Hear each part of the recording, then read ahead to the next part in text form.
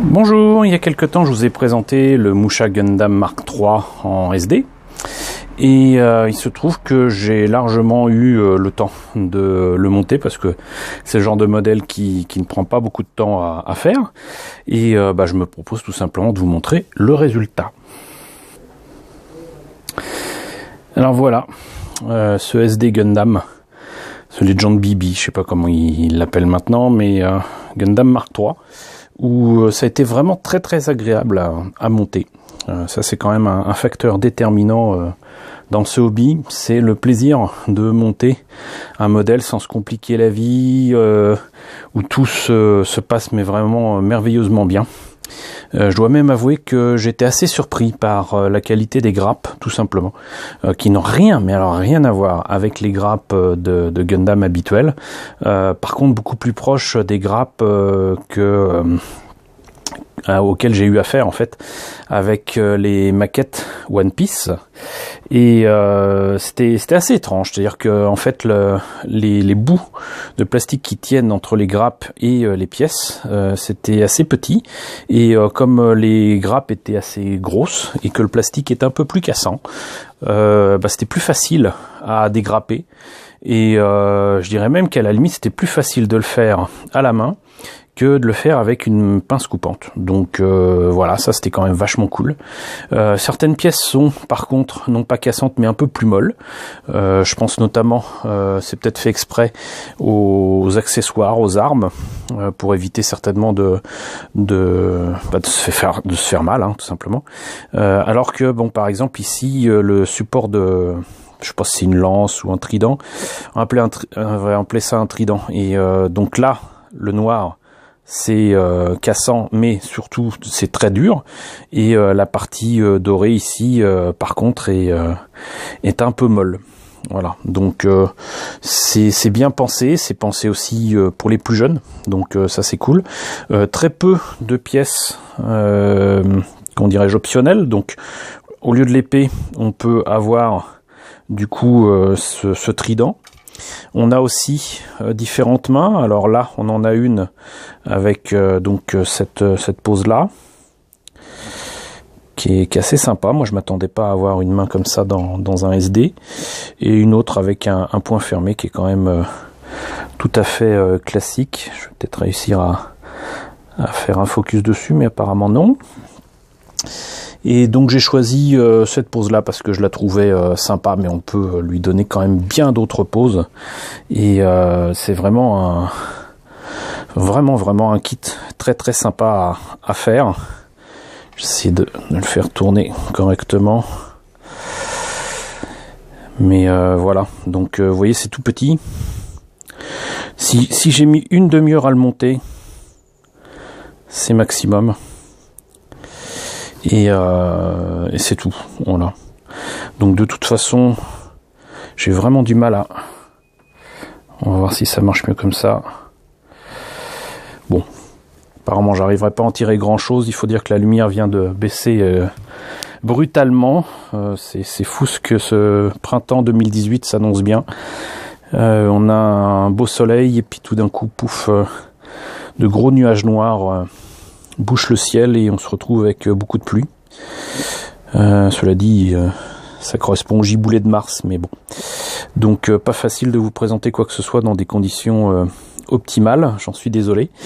Et sinon, donc, comme je disais, il est vraiment très bien fait. On peut enlever son casque, se retrouver avec une espèce de tête de ninja, on va dire. Ce qui m'a étonné par contre aussi, c'est le nombre de pièces à ne pas utiliser, puisque j'ai quand même un sac plein, hein. Je sais absolument pas à quoi ça correspond. Je devine que c'est certainement pour une monture façon cheval, que des SD Gundam ont sans doute pour correspondre à l'esprit samouraï sur d'autres kits, je ne sais pas, mais ce ne sont pas des pièces perdues, hein, comme vous le savez. Maintenant avec moi, c'est le genre de choses qui va finir dans la boîte à Rabiot et qui finira en beau projet de robots, de vaisseaux, de ce qu'on veut, mais ça sera pas perdu. Mais donc voilà, c'était surtout vraiment pour vous montrer ça, et hop, j'allais l'oublier, mais vous pouvez très facilement en fait changer les yeux. Je me disais, il va falloir que je choisisse entre un autocollant ou un autre. En fait, non. Vous prenez la tête comme ça, vous enlevez la paire d'yeux qui est dans le crâne et vous la tournez et vous vous retrouvez avec cette expression un peu plus joviale pour le SD Gundam, et vous n'avez pas du coup le problème de savoir quelle expression lui donner l'une ou l'autre. Vous pouvez faire l'une ou l'autre comme bon vous semble.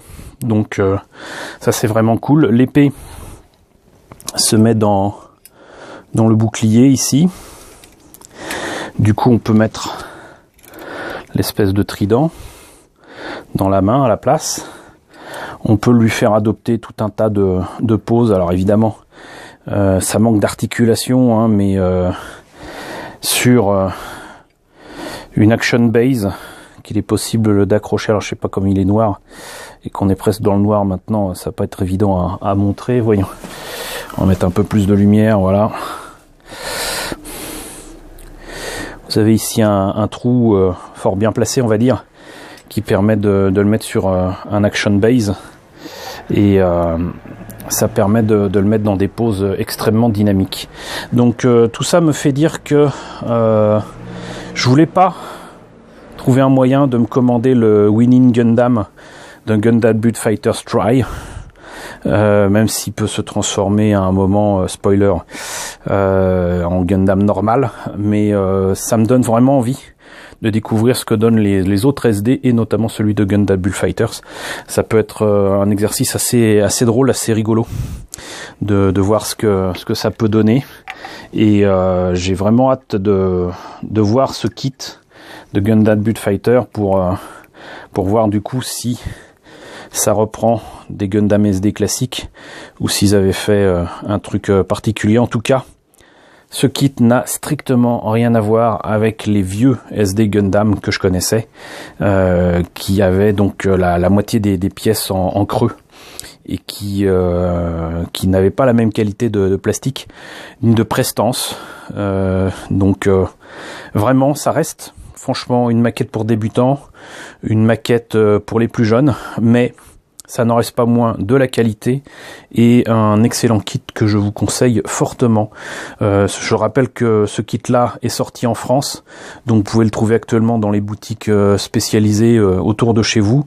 Et il y a d'autres modèles qui sont très certainement aussi disponibles, donc ça ne peut augurer que du meilleur. Voilà, bah écoutez, c'était la présentation de ce brave Gundam Mark III. N'hésitez pas à me dire ce que vous en pensez dans la section commentaires.